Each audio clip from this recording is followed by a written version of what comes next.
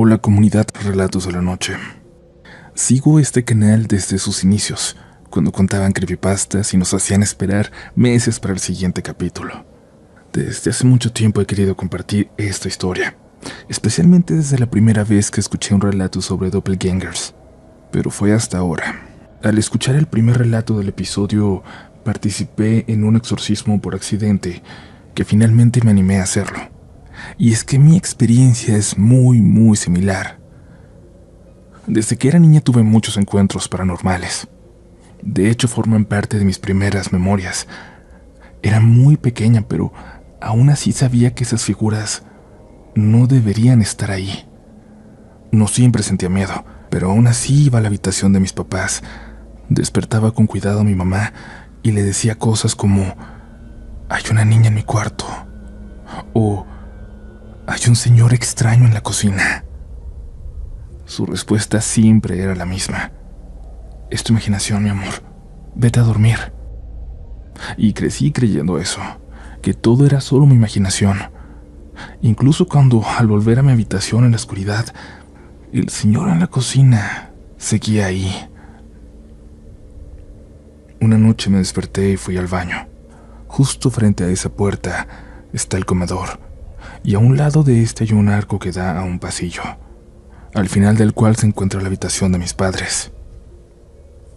Era muy común que mi mamá se despertara al oírnos entrar al baño, ya que la puerta suele hacer mucho ruido.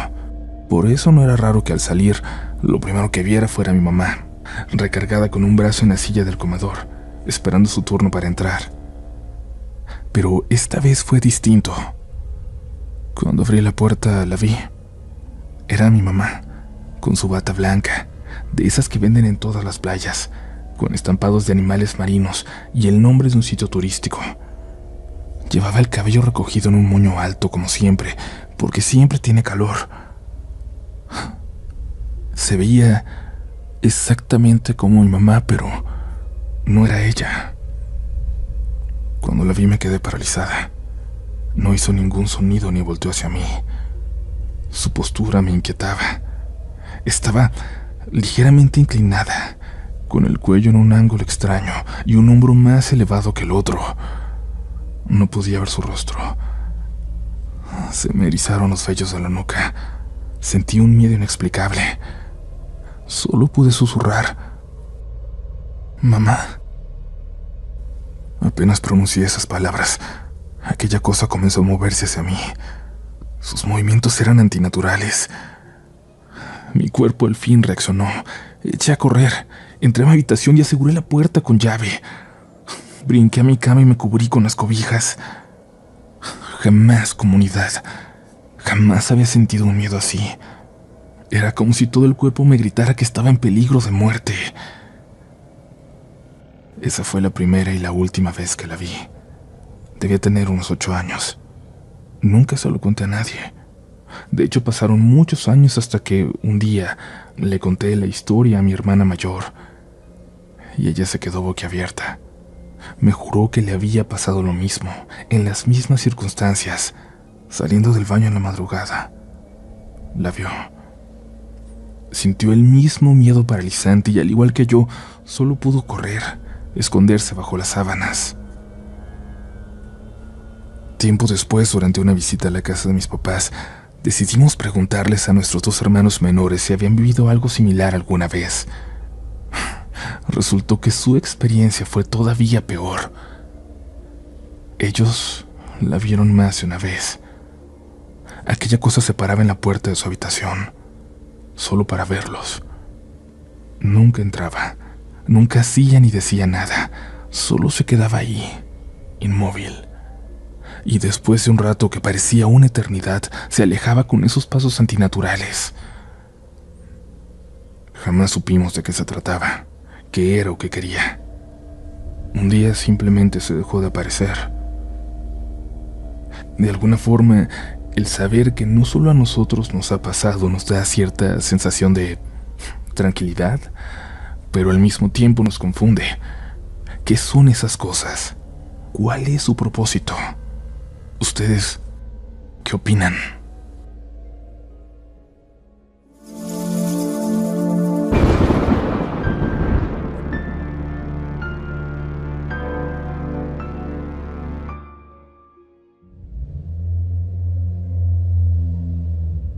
Muy buenas noches, comunidad. Gracias por estar de nueva cuenta escuchando una nueva edición de Relatos de la Noche, de este programa, de este podcast que se alimenta de las historias que se cuentan en confianza, en pequeñas reuniones. De eso que solo te atreves a compartir con tus mejores amigos, con quien sabes que no te va a juzgar, con quien no creerá que estás loco o loca por ver lo que nadie más puede ver. Le agradecemos a Xochitl, quien compartió la historia con que iniciamos este episodio, y te invitamos a que además de escuchar el programa de esta noche, recuerdes que siempre lo puedes compartir con alguien que sabes que tiene una historia por contar. No te imaginas de verdad lo que ayuda al programa, ya que sigan llegando cada vez más y más impactantes historias. Es momento de apagar la luz, de dejarse llevar, porque ya no hay vuelta atrás. Estás escuchando Relatos de la Noche.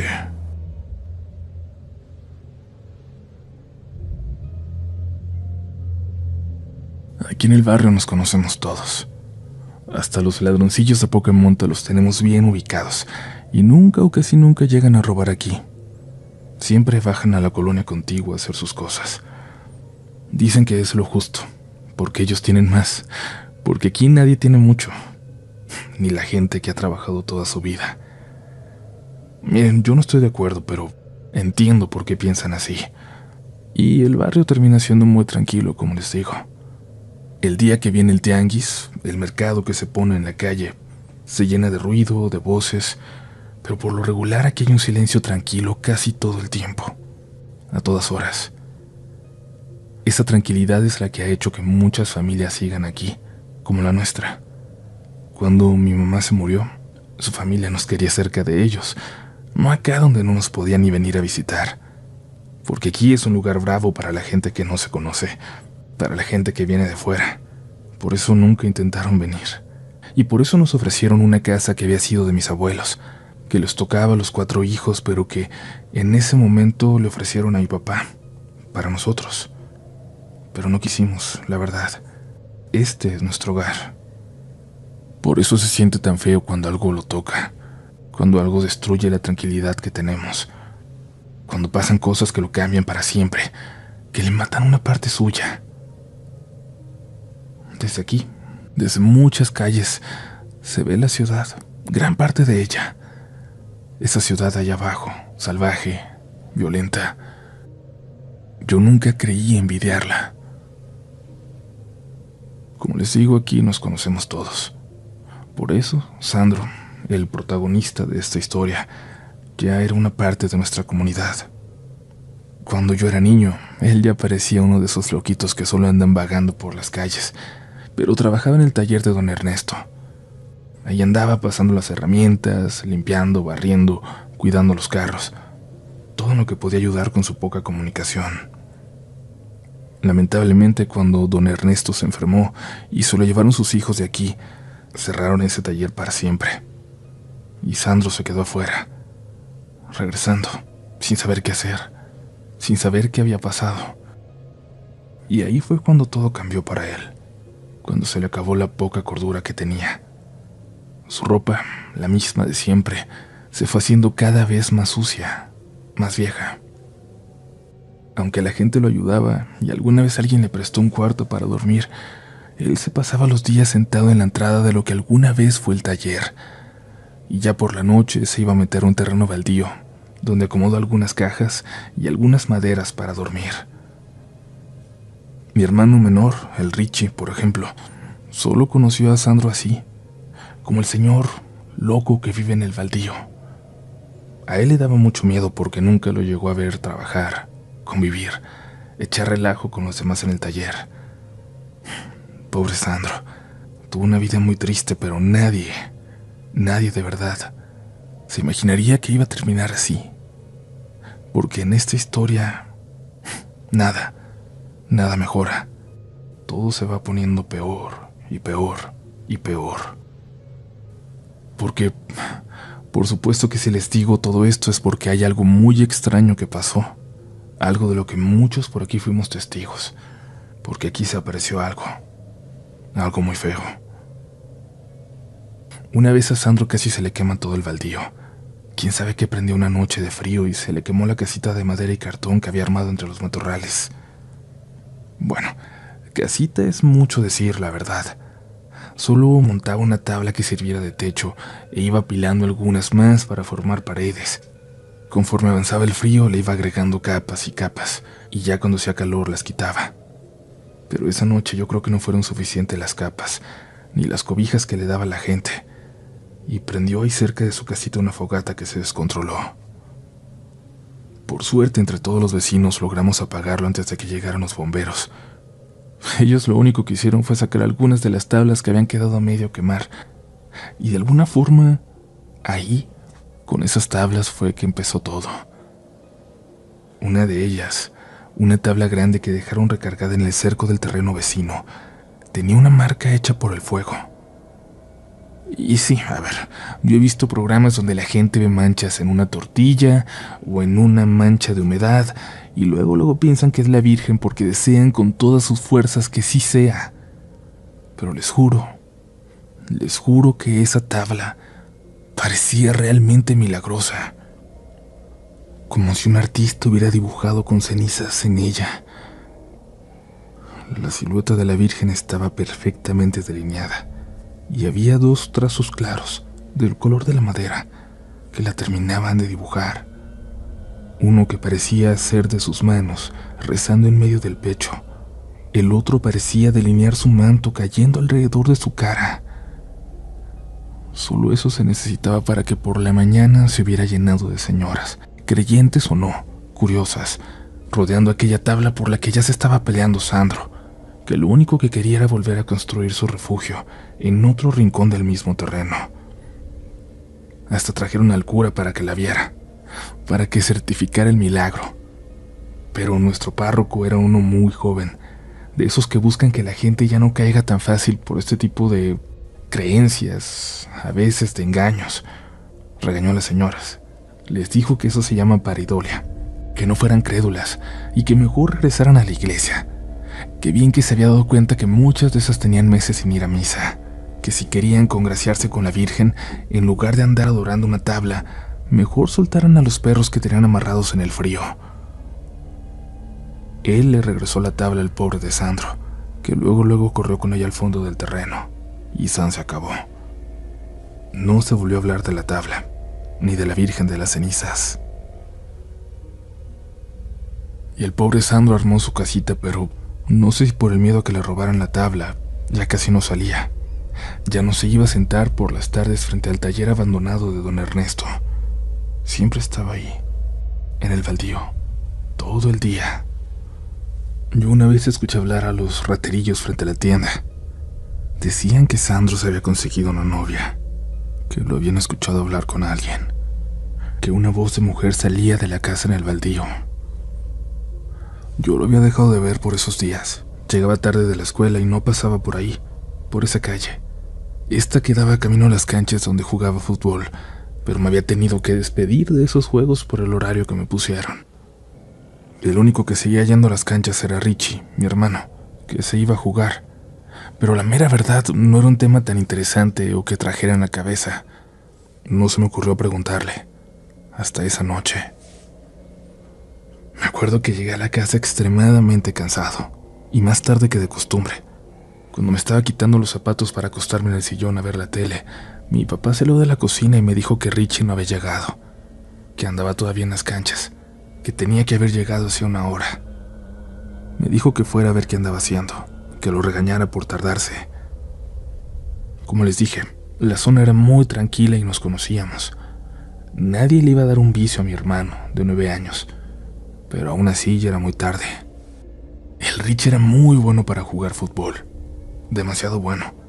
Por eso no era raro que en las canchas se juntara con muchachos 2, 3 o hasta 4 años más grandes. Me volví a poner los zapatos, la chamarra y salí para ir a buscarlo. Afuera ya hacía mucho frío. Me preparé mentalmente para ir a buscarlo, para batallar, para regañarlo, pero lo encontré allá afuera, en la calle, muy cerca de nuestra casa. escondido entre los carros estacionados con 2 niños más. Uno más chico y uno de unos 12 o 13 años. El más grande estaba llorando a mares. Les pregunté qué había pasado y me miraron con desconfianza. Estábamos en esa etapa de nuestra relación en la que sabía que mi hermano confiaba más en sus amigos que en mí. Creo que pasa con todos los hermanos en algún momento. Le insistí para que me dijera, y fue el niño más chiquito el que comenzó. Vimos algo bien raro con el Sandro, allí en su terreno, me dijo. Les dije que no lo anduvieran molestando, que bastante tenía ya el pobre con vivir ahí. Pero Richie me dijo que no, que yo no entendía, que ellos no habían hecho nada. Me dijo que cuando venían caminando de las canchas, vieron cómo Sandro salía corriendo de su terreno a la calle, como si escapara aterrado de algo, y luego se paró en seco, confundido. Después caminó de regreso hacia su baldío, mirando algo, como si alguien le hablara e hiciera caso. Dijeron que asintió con la cabeza y caminó tranquilo. Mi hermano y sus amigos siguieron caminando, pensando que no pasaba de ser un ataque de locura más, de esos que tenía tanto Sandro últimamente. Cuando pasaron frente a ese baldío, en completa oscuridad, vieron que Sandro iba caminando con alguien. Vieron que alguien lo llevaba hacia lo más profundo de ese terreno, tomándolo de la espalda, con el brazo, como si lo impulsara paso a paso. Dicen que era una figura más alta que él, toda de negro, como si llevara un velo de los pies a la cabeza. Era la Virgen de las Cenizas, dijo el niño chaparrito casi sin voz. Yo le dije que no fuera tonto, que no había escuchado lo que dijo el padre, que no anduvieran creyendo cualquier fantasía. Entonces habló el muchacho más grande, que apenas estaba dejando de llorar. Te lo juro que sí era. Yo me regresé. Cuando ya habíamos pasado por ahí, no sé por qué, pero me regresé. Me dieron muchas ganas de verlo. Estos dos se quedaron esperándome en la esquina, y yo caminé despacio hasta el baldío del Sandro. Me asomé entre los matorrales.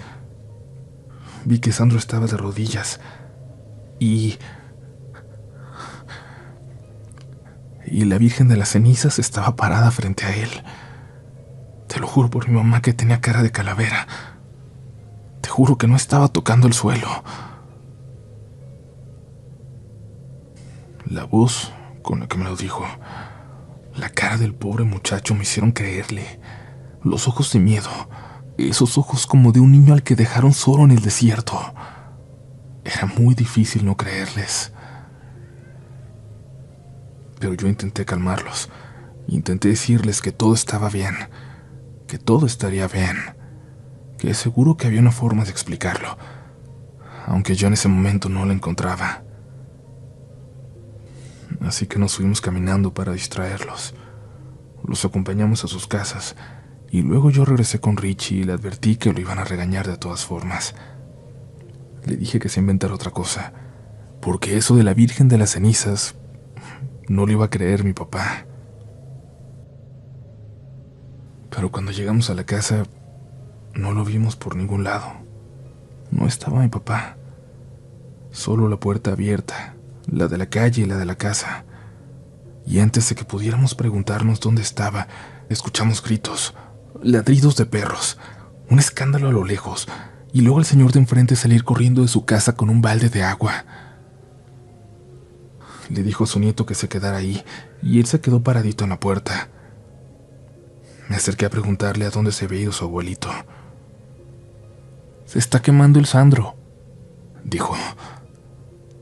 «El baldío», pensé. Ese maldito lugar lleno de basura y de todo lo que metía el pobre de Sandro para refugiarse siempre había sido una bomba de tiempo. Yo sabía que en cualquier momento se iba a prender otra vez. Le dije lo más tranquilo que podía a mi hermano que me dejara ir a ayudar, que seguro otra vez lo iban a controlar antes de que llegaran los bomberos, pero que de todas formas iba a ir para evitar que mi papá se acercara demasiado al fuego. Y mi hermano, Richie, miraba con los ojos a punto de llorar, como si supiera algo que yo no. Caminé apresurado hacia el baldío de Sandro, pero poco a poco los gritos de la gente se volvían peores y más cercanos. Vecinos y vecinos salían corriendo desesperados hacia allá. Empecé a correr también. Primero al paso de los vecinos, luego más rápido que todos. Parecía que algo terrible estaba ocurriendo.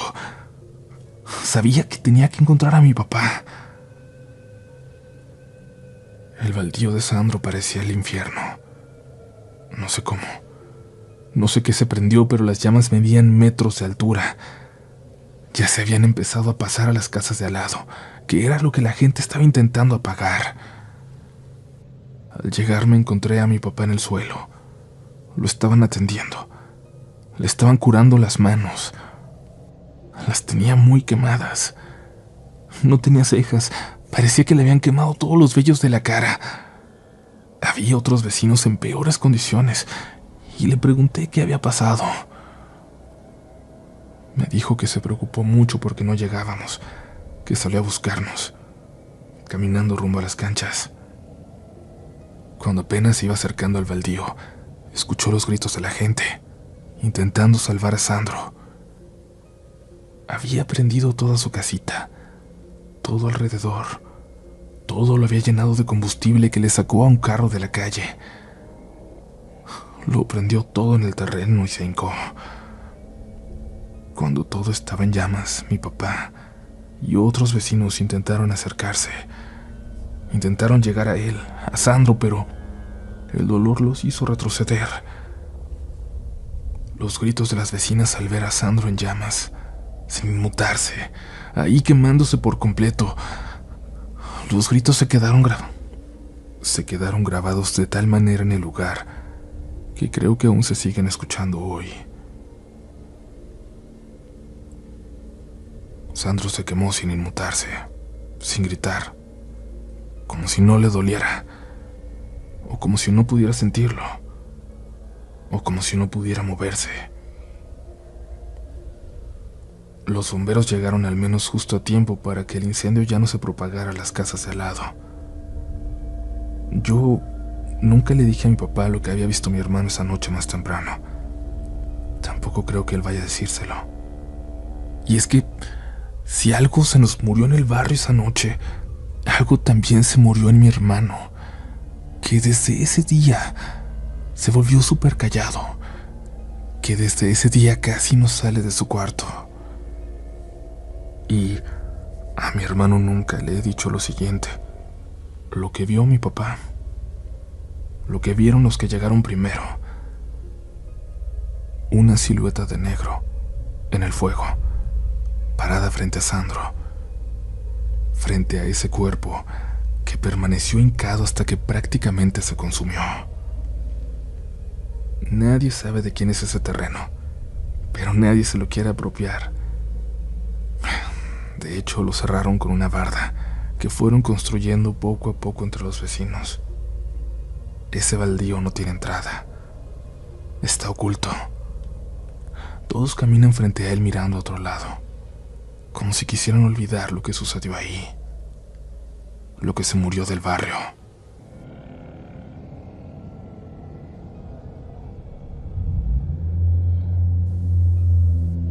Gracias por continuar aquí. Te recuerdo que son pocos los que logran terminar un episodio sin tener que desconectarse y esperar a que sea de día. ¿Tú cuándo nos escuchas? Si eres de los que se atreven a hacerlo por la noche, déjanos un comentario y de paso cuéntanos si alguna vez ha cambiado el ambiente en tu casa, en tu trabajo, en tu camino a tu hogar, por escuchar relatos de la noche.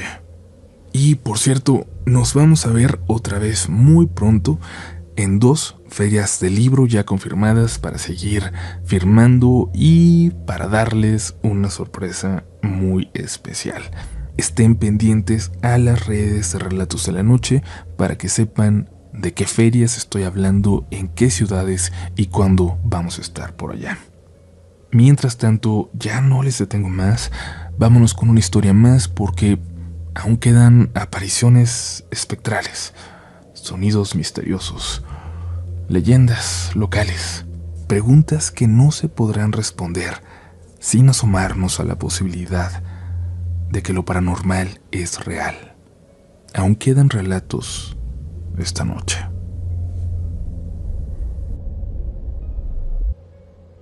Cada vez que lo recuerdo, la misma pregunta se me viene a la mente.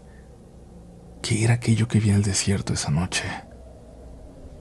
Les voy a hablar de lo que pasó en diciembre de 2019, cuando tuve lo que fue mi última práctica de campo de la carrera de geología. El destino era un lugar apartado antes de llegar a Ures, Sonora, un terreno enorme, propiedad de un ganadero que solía prestar sus tierras para este tipo de actividades. El lugar estaba literalmente en medio de la nada. Para que se den una idea, para llegar ahí, una vez saliéndonos de la carretera, era necesario recorrer un camino de terracería durante unos 45 minutos. Y bueno, el paisaje era el clásico semidesierto sonorense. Cerros áridos, extensos campos con matorrales y pocos árboles como mezquites y palo fierro, que se agrupaban principalmente cerca de los arroyos secos. Fue precisamente junto a uno de estos arroyos donde instalamos nuestro campamento. Éramos 30 estudiantes, divididos en equipos de 5, cada uno con un área asignada de varios kilómetros cuadrados. Esto significaba que durante el día rara vez nos cruzábamos con los compañeros de otros equipos. El primer día ocurrió algo que en su momento pasó desapercibido, pero ahora entiendo que no debió ser así. Mis compañeros y yo estábamos subiendo un pequeño cerro, cuando unos vaqueros pasaron cerca, arreando vacas con un par de perros. Era mediodía, y aunque era diciembre, el sol quemaba sin piedad. Uno de mis compañeros de equipo dijo que necesitaba subir un poco más para orinar. Se alejó del grupo y regresó al poco rato con una expresión algo extraña. No sé si de miedo, pero sí muy confundida. Nos contó que mientras estaba ahí, vio algo moverse entre la maleza. Unas patas blancas, largas, muy altas, que cruzaron rápidamente frente a él, más rápido de lo que haría una vaca. A lo mejor era uno de los perros de los vaqueros, dijo él mismo, tratando de restarle importancia. Y el comentario se quedó ahí. Nadie le dio mucha importancia y seguimos con nuestras actividades. 4 días después, el campamento ya era una rutina. Despertar al amanecer, caminar bajo el sol abrasador, tomar notas, muestras y regresar por la tarde para descansar junto a la fogata. Aquella noche, ya cansado y cubierto de tierra tras días sin bañarme, me acuerdo que estaba sentado junto a la fogata de otro equipo. Estaba platicando con un compañero, aunque más que platicar, estábamos murmurando cosas sin importancia, mientras el cansancio nos vencía poco a poco. Muchas veces nos quedábamos dormidos así. En algún momento, mi mirada se perdió en el horizonte. Observaba el cerro que teníamos justo enfrente. Su silueta apenas se distinguía contra el cielo nocturno. Más cerca de nosotros estaba el arroyo seco, con su vegetación densa y oscura. Fue ahí cuando lo vi. 2 patas blancas, largas, similares a las patas traseras de una vaca, pero mucho, mucho más altas. Se movieron con zancadas largas, ágiles, muy rápidas, y desaparecieron en cuestión de segundos detrás de la vegetación. El movimiento fue de norte a sur. Parpadeé aturdido, y casi de inmediato le pregunté a mi compañero: ¿tú también viste eso? Pero él nunca había mirado en esa dirección.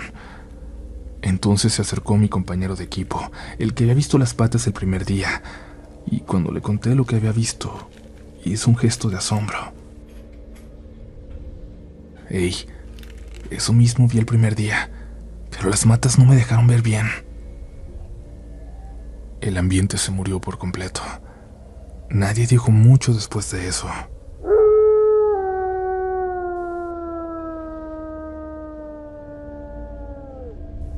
Lo más extraño es que poco después los coyotes comenzaron a aullar. Primero fueron aullidos dispersos, como si estuvieran comunicándose entre ellos. Pero esos aullidos venían justo de la dirección en la que había visto correr esas patas. Y luego, los aullidos se convirtieron en gruñidos. Era como si los coyotes estuvieran peleando, como si algo los hubiera alterado mucho.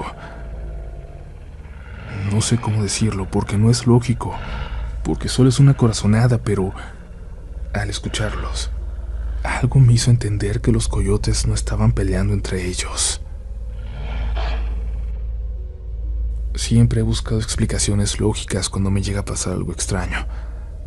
Por eso de esta vez pienso que a lo mejor era una vaca perdida en la noche. Aunque las patas eran muy altas. O tal vez, aunque muy improbable, era un avestruz que se escapó de algún rancho cercano donde sé que las tienen. Pero da igual porque en el fondo sé que las avestruces no tienen las patas así. Pero no importa cuánto lo piense. No importa cuántas veces repita la escena en mi cabeza. No puedo ignorar lo que vi. Esa cosa se movía en dos patas y era alta, lo suficiente para que la poca luz que alcanzaba a filtrarse entre la vegetación iluminara apenas sus muslos, pero no más arriba, solo lo suficiente para que únicamente pudiéramos ver esas piernas. Después de 10 días de campo no volvió a pasar nada raro, y al terminar la práctica y llegar a mi casa, noté que lo que había visto se desvanecía día con día, iba desapareciendo de mi memoria. Por eso decidí dibujar lo que vi. Y voy a adjuntar mi dibujo, por si desean incluirlo. Como sea, si alguna vez tienen que hacer una práctica de campo, sea donde sea, nunca se separen de su grupo y eviten tener que salir a hacer sus necesidades muy lejos del campamento cuando todos ya estén dormidos. Créanme, será mejor así. Muchas gracias por escuchar, comunidad. Tengan muy buenas noches y espero de todo corazón que no sean ustedes los siguientes protagonistas de relatos de la noche.